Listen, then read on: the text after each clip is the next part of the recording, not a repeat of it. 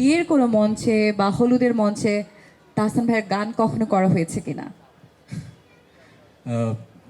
25 বছরের অভিজ্ঞতা যদি বলি, আসলে এটা একটা খুবই অপ্রীতিকর জায়গা ছিল, কারণ অনেক প্রভাবশালী মানুষ থাকেন এক এক সময়, যারা মনে করেন যে ফোন দিলেই একজন মানুষ এসে আমার ছেলে মেয়ের ইয়েতে গান গাইবেন। এটা দোষের কিছু না, পার্শ্ববর্তী দেশে আমাদের দেশে ব্যাপারটা নর্মাল, এন্টারটেইন করা। কিন্তু আমি সবসময় ভাবতাম যে আমার গানগুলো এত বোরিং যে আসলে বিয়ের অনুষ্ঠানে যাবে না, এই জন্য আমি কখনো বিয়ের অনুষ্ঠানে গান গাইতাম না। বাট এই নিয়ে আমাকে অনেক ঝামেলা পোহাতে হয়েছে। আমি খুব ক্ষুদ্র একজন মানুষ, ক্ষমতার বলয়ের বাইরে, কিন্তু ক্ষমতার ভেতরের অনেক মানুষ অনেক ঝামেলা চলেছে যে কেন আসবে না, দেখে নিব ওই ছেলেটাকে। এখন প্রীতম যেরকম এত সুন্দর ড্যান্স স্টেপের গান করতে পারে, আমি তো পারিনি।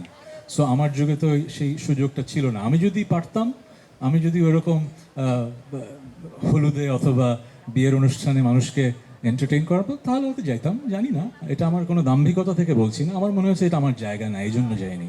আমাদের ইন্ডাস্ট্রিতে এখন সব ধরনের গান হচ্ছে, বাংলাদেশের মানুষ আমাদের দেশের গান শুনছে। বাইরের গান শোনা দোষের কিছু না, অবভিয়াসলি আমি বাইরের গান শুনবো, শুধু আমাদেরকে নিজের সংস্কৃতিকে ভুলে যে বাইরের গান শোনাটা হয়তো আমার কাছে একটু দৃষ্টিকটু লাগতো। এখন যেটা হয়েছে, সময় বদলেছে, আমাদের দেশে অনেক ভালো ভালো সিঙ্গার্স আছেন, ডিজেজ আছেন, যারা বাংলা গানকেই রিমিক্স করছেন। So it's a good thing.